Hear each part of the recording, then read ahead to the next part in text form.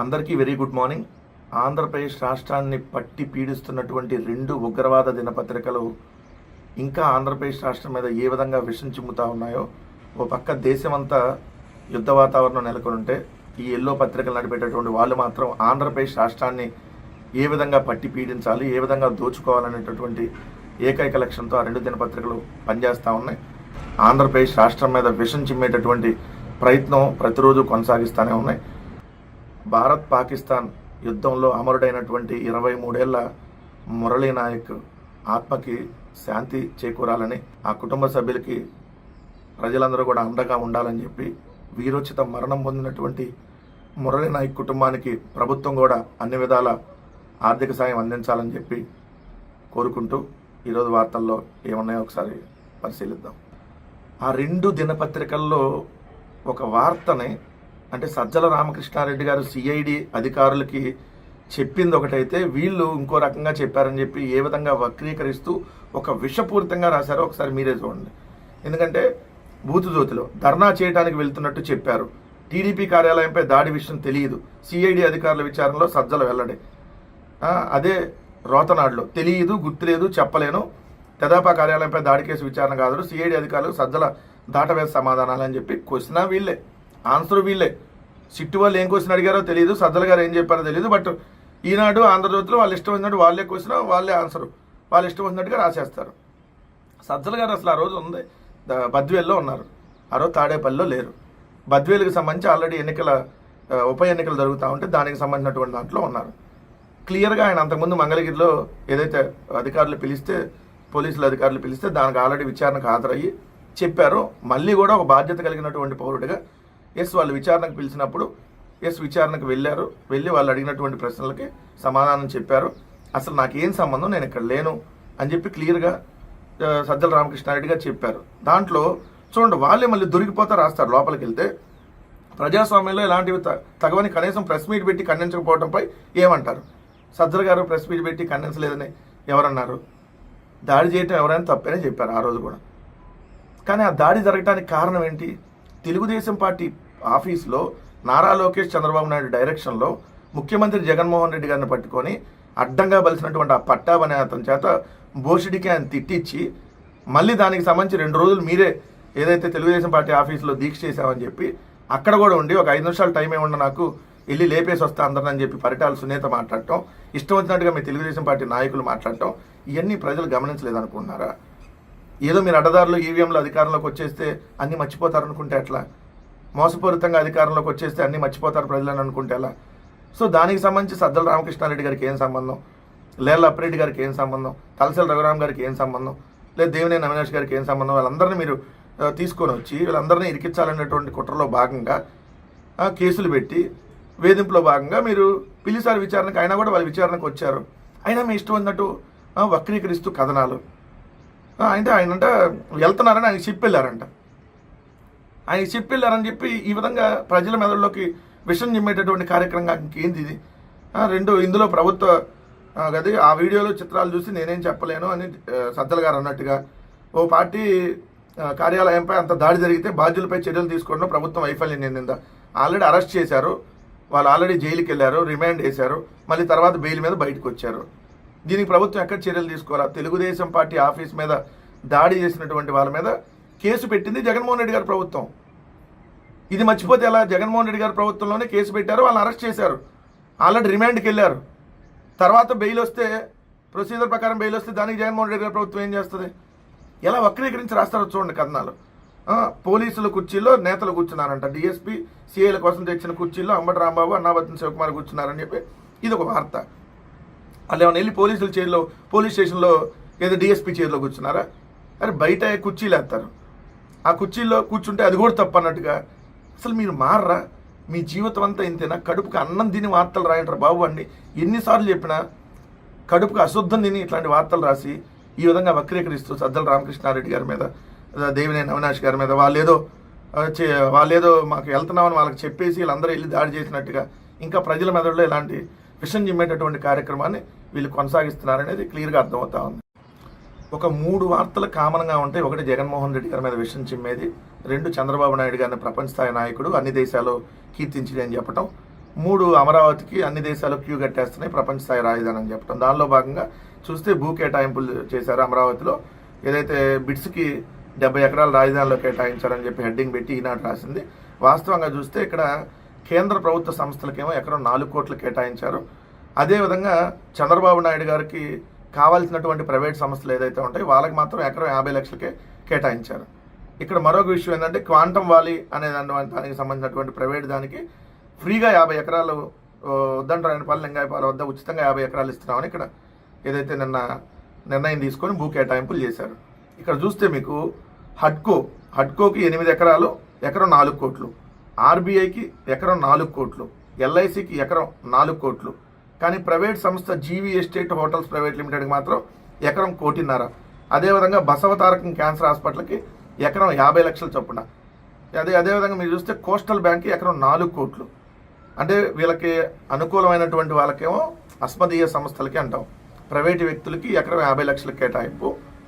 అదే ప్రభుత్వ రంగ సంస్థలు మాత్రం ఎకరం 4 కోట్లు కేటాయింపు. మరి ఈ కేటాయింపుల్లో మతలబ్ ఏంటో ప్రజలు అర్థం చేసుకోవాలి. ఆంధ్రజ్యోతి అనేటటువంటి విషపు పత్రిక ఎలా విషం చిమ్ముతుందో ఈ వార్త పూర్తిగా చదివితే కానీ మీకు అర్థం కాదు. జగన్మోహన్ రెడ్డి గారి భద్రతకు సంబంధించి ఆంధ్రప్రదేశ్ రాష్ట్ర మాజీ ముఖ్యమంత్రి, వైఎస్ఆర్ కాంగ్రెస్ పార్టీ అధ్యక్షులు, ఆంధ్రప్రదేశ్ రాష్ట్ర ప్రతిపక్ష నాయకుడిగా ఉన్నటువంటి జగన్మోహన్ రెడ్డి గారు అత్యంత ప్రజాదరణ కలిగినటువంటి ఈ దేశంలోనే టాప్ 10 ప్రజాదరణ కలిగిన నాయకుల్లో ఒకటిగా ఉన్నటువంటి జగన్మోహన్ రెడ్డి గారి మీద విషం చిమ్ముతూ వాళ్ళు రాసినటువంటి వార్త. జగన్ Z+ భద్రత పిటిషన్పై వివరాలు ఇవ్వండి అనేటటువంటి హెడ్డింగ్ పెట్టి కేంద్ర హోంశాఖకు హైకోర్టు ఆదేశించిందని చెప్పి సమయం కావాలన్న డిప్యూటీ సొలిసిటర్ జనరల్ తదుపరి విచారణ వేసవి సెలవుల తర్వాత వాయిదా అని చెప్పి తనకు Z+ భద్రత పునరుద్ధరించేలాగా ఎన్ఎస్జీ లేదా సిఆర్పిఎఫ్ సిబ్బందితో సెక్యూరిటీ కల్పించాలన్న వినతిని పరిగణలోకి తీసుకునేలా కేంద్ర హోంశాఖను ఆదేశించాలని కోరుతూ పులివెందుల ఎమ్మెల్యే జగన్ హైకోర్టులో పిటిషన్ దాఖలు చేశారు. పులివెందుల ఎమ్మెల్యే జగన్ పిటిషన్ దాఖలు చేశారని రాశారు. అంటే ఆయన మాజీ ముఖ్యమంత్రి కాదు, వీళ్ళ దృష్టిలో ఓన్లీ పులివెందుల ఎమ్మెల్యే. అయినా పులివెందుల ఎమ్మెల్యే అని మేము గర్వంగానే చెప్పుకుంటాం. మీలాగా మీరు అంటే తప్పుడు బతుకులు కాబట్టి మీరు చెప్పుకోరు. పులివెందుల్లో ఇన్ని సంవత్సరాలుగా ఆ కుటుంబాన్ని ఆదరిస్తూ వస్తున్నందుకు పులివెందుల నియోజకవర్గానికి సంబంధించినటువంటి ప్రజలందరికీ 100% మేము ధన్యవాదాలు చెప్తాం, దాంట్లో నో డౌట్. కానీ జగన్మోహన్ రెడ్డి గారు పులివెందుల ఎమ్మెల్యేతో పాటు ఆంధ్రప్రదేశ్ రాష్ట్ర ప్రతిపక్ష నాయకుడు, ఏదైతే వైఎస్ఆర్ కాంగ్రెస్ పార్టీ అధ్యక్షులు, మాజీ ముఖ్యమంత్రి చంద్రబాబు నాయుడు గారు కుప్పానికి ఎమ్మెల్యే అని చెప్పుకోవడానికి సిగ్గుపడుతున్నాడు. ఎందుకంటే ఆ కుప్పాన్ని మున్సిపాలిటీ చేయాల, ఆ కుప్పాన్ని రెవెన్యూ డివిజన్ చేయాలి ఆయన హయాంలో. జగన్మోహన్ రెడ్డి గారు కుప్పాన్ని జగన్మోహన్ రెడ్డి గారు వచ్చినాక రెవెన్యూ డివిజన్ ఏదైతే మున్సిపాలిటీ చేశారు. అంటే ఇక్కడ కూడా చూడండి పులివెందుల ఎమ్మెల్యేగా. అంటే ఎంత విషం చిమ్ముతారంటే ఒక మనిషిని మీద ఈ విధంగా విషం చిమ్ముతూ పులివెందుల ఎమ్మెల్యే పిటిషన్ వేస్తారంట. మాజీ ముఖ్యమంత్రి జగన్ గారు వేయలే పిటిషన్, ఓన్లీ పులివెందుల ఎమ్మెల్యే వేసారంట పిటిషన్. మీరు మీ తప్పుడు రాతలు, మీ బతుకులంతా ఇంతే కదా, మీ బతుకులంతా ఇంత. అందుకని మీరు అనేది మీరు ఉగ్రవాదుల కంటే డేంజర్ మీరు అనేది. ఇది చంద్రబాబు నాయుడు గారి వార్త లేకుండా పత్రికలు ఎందుకుంటుంది, ఇది కామన్ కాబట్టి. P4తో 20 లక్షల పేద కుటుంబాల దత్తత, చేయూత అందించేందుకు మార్గదర్శనం తీసుకొని వస్తాం. మళ్ళీ అదే సొల్లు కబురు చంద్రబాబు నాయుడు గారు. పేదరికం లేని రాష్ట్రాన్ని మార్చడమే లక్ష్యం. ముఖ్యమంత్రి చంద్రబాబు పునరుద్ఘాటించారు. రాష్ట్ర వ్యాప్తంగా 20 లక్షల పేద కుటుంబాల బాధ్యత తీసుకునేలా మార్గదర్శనం తీసుకొని వస్తామని ప్రకటించారు. P4 కార్యక్రమాన్ని శ్రీకారం చుట్టారు, అందిస్తామన్నారు, దత్తత తీసుకున్నారు, బంగారు కుటుంబానికి చేయూత అందించారు అని రాస్తూ మళ్ళీ జూలై 10 కల్లా హంద్రీనివాకి సంబంధించినటువంటి నీళ్లను ఇస్తానని చెప్పి చెబుతూ హంద్రీనివా విస్తరణ జూలైలోగా ఈ నెల 10నే నేను వచ్చి నీరు విడుదల చేస్తా. ఈ ప్రాజెక్ట్ పూర్తయితే రాయలసీమలో 6 లక్షలు. ప్రతిసారి ముఖ్యమంత్రిగా ఉన్నప్పుడు చంద్రబాబు నాయుడు గారు చెప్పేది హంద్రీనివా పూర్తి చేస్తా, హంద్రీనివా పూర్తి చేస్తా. హంద్రీనివా నువ్వు ఎప్పటికి 4వ సారి ముఖ్యమంత్రి. ఇప్పుడు వెళ్ళినా ఇదే స్టేట్మెంట్ ఉంటుంది. అధికారులతో కలిసి హంద్రీనివా కాలువలను పరిశీలిస్తున్నటువంటి చంద్రబాబు నాయుడు వైకాపా ప్రభుత్వంలో రూపాయి కూడా ఖర్చు పెట్టలేదు. ఇక జగన్మోహన్ రెడ్డి గారి మీద పడి ఆడటమే. జగన్మోహన్ రెడ్డి గారు ఎందుకు ఖర్చు పెట్టలే? 2 ఏళ్ళు కోవిడ్ ఉన్నా కూడా జగన్మోహన్ రెడ్డి గారు ప్రాజెక్టులకు సంబంధించినటువంటి దాంట్లో చాలా వేగవంతంగా పనిచేయాలనేటటువంటి నిశ్చయంతో వెళ్ళారు, ఖర్చు పెట్టారు. దానికి సంబంధించి అవి పూర్తి అవడానికి ఒకే సంవత్సరంలో కావు కదా. మీరు 4 సార్లు ముఖ్యమంత్రిగా ఉన్నప్పుడే పూర్తి కానీ ఈ జగన్మోహన్ రెడ్డి గారు ఒకసారి ముఖ్యమంత్రిగా వస్తే అట్ట పూర్తి అవుతాయి. ఇక్కడ కూడా జగన్మోహన్ రెడ్డి గారి మీద విషయం చెప్పేటండి. అట్లా గతంలో ఎక్కడ చూసినా గుంతల రోడ్లు అంటే ఇప్పుడు ఎక్కడ గుంతల రోడ్లు లేవంట. వెళ్తారు, మీరు నాతో పాటు ఎవరిని వస్తారో తెలుగుదేశం కానీ ఇప్పుడు ఈ బ్రోకర్ పత్రికలు ఉన్నారు కదా, ఈ బ్రోకర్ పత్రికలు నడిపే వాళ్ళు వస్తారా, తీసుకెళ్ళి చూపిస్తా గుంటలో, ఆ గుంటలో ఎగిరి డ్యాన్సులు ఎదురు. కానీ విషపూరితమైనటువంటి వార్తలు మీరు జనాల మెదడులో అంతా ఇక్కడ ఏదో జరిగిపోయింది, ఎన్నికలు వస్తాయంటే జనం అంతా పక్క చూపులు చూస్తున్నారంట. ఇప్పుడు తెలుగుదేశాన్ని ఎన్నుకోవాలంట, పక్క చూపులు చూడకూడదంట. ఏది నువ్వు చేస్తున్నటువంటి ఈ గలీజు పాలనకి మళ్ళీ నిన్ను ఎన్నుకోవాలి. చెప్పులు తీసుకొని కొట్టుకోవాల్సిన పరిస్థితి ఏర్పడింది ఈరోజు. ఎవరు చెప్పాలు తీసుకొని ఎందుకు ఓటేసామరా బాబు ఈ ప్రభుత్వాన్ని కానీ కొట్టుకుంటున్నారు. ఆ విధంగా ఉంది పరిస్థితి. మిమ్మల్ని కొట్టలేక వాళ్ళు కొట్టుకుంటున్నారు. ఏం కర్మరా బాబు, ఈ 11 నెలలు అయింది ఇలాంటి గలీజు ప్రభుత్వాన్ని ఎన్నుకున్నామని చెప్పి ప్రజలందరూ ఈరోజు ఎవరి చెంపలు వాళ్ళు వాయించుకుంటున్న పరిస్థితిలో మళ్ళీ పక్క చూపులు చూడకుండా మళ్ళీ నిన్నే ఎన్నుకోవాలంట. ఈ పగలు తీసి 11 నెలల్లో 1,65,000 కోట్ల అప్పులు చేసి ఒక 11 ఒకటి ఇవ్వకుండా మళ్ళీ నిన్ను ఎన్నుకోవాలి. ఈ రాష్ట్రంలో రోజుకు ఒక హత్య జరుగుతూ ఉంటే నిన్నే ఎన్నుకోవాలి. మళ్ళీ కనీసం బుద్ధి జ్ఞానం ఉండాలి మాట్లాడతాను. జరగనటువంటి స్కామ్ని, లేనటువంటి స్కామ్ని ఉన్నట్టుగా చూపించేసి ఎలా కనికట్టు విద్యలు ప్రదర్శిస్తారో ఈ పత్రికలు అంటే, ఒకటి లిక్కర్ అనే దాని మీద ఒక కేసు పెట్టించారు. లిక్కర్ కేసు పెట్టించేసి లిక్కర్ స్కామ్ జరిగిందని వీళ్ళే ఎస్టాబ్లిష్ చేసేస్తారు. అసలు అక్కడికి వెళ్ళిపోయిన ఓ రోజు తాడేపల్లికి వెళ్ళి అంటారు, ఓ రోజు బెంగళూరుకి అంటారు, ఓ రోజు దుబాయ్కి అంటారు, ఓ రోజు ఆఫ్రికా ఖండానికి వెళ్ళి అంటారు. వీళ్ళే రాసేస్తారు. రాసేస్తూ జగన్కి వెళ్ళిపోయినాయి, జగనే చెప్పాడని చెప్పి రాస్తూ ఇవాళ కూడా చూడండి ఇక లిక్కర్ బాసుల వంతు. ఇప్పటికే ఆ ముగ్గురు అజ్ఞాతంలోకి హైదరాబాద్లోని వారి ఇళ్లకు టీంలు ధనంజయ రెడ్డి, కృష్ణమోహన్ రెడ్డి, గోవిందప్పలకు నోటీసులు, రేపు విచారణకు రావాలని పిలిచిన సిట్టు. విశ్రాంత ఐఏఎస్ ధనంజయ రెడ్డికి నోటీసులు. వీరు ముగ్గురు మద్యం కుంభకోణం కేసులో కీలక నిందితులు. ముడుపులు వీరి ద్వారా జగన్కు చేరినట్టు రిమాండ్ రిపోర్ట్లో ప్రస్తావన. ఎవరు రిమాండ్ రిపోర్టు? ఎవరు చెప్పారు? అంటే మీ అంతరికి మీరే రిమాండ్ రిపోర్ట్లు రాసేసుకొని, రిమాండ్ రిపోర్ట్లో వాళ్ళు ఏం సంతకం పెట్టరు, మీ అంతరికి మీరే రాసేసుకొని వాళ్ళు చెప్పారన్నట్టుగా వెళ్ళి ఏదైతే మేజిస్ట్రేట్ ముందు మీరే చెప్పేస్తారు. ఒక తప్పుడు కేసు పెట్టి ఏ విధంగా దాని మీద విషపూరితంగా కథనాలు అల్లుతూ ఎలా రాస్తారంటానికి ఇది ఒక ఎగ్జాంపుల్ కదా. మద్యం అనేది కుంభకోణం 2014 to 19 మధ్య చంద్రబాబు నాయుడు గారి హయాంలో జరిగింది. A3గా చంద్రబాబు నాయుడు గారు ఉన్నారు. A3గా ఆల్రెడీ కేసు నమోదైంది. ఆ కేసుని ఈరోజు విచారణ చేయండి. 2024 నుంచి ఇప్పుడు స్టిల్ ఈ 11 నెలల్లో జరుగుతూ ఉంది. మద్యానికి సంబంధించి 14% మార్జిన్ పెంచారు ఇప్పుడు జరిగిన స్కామ్.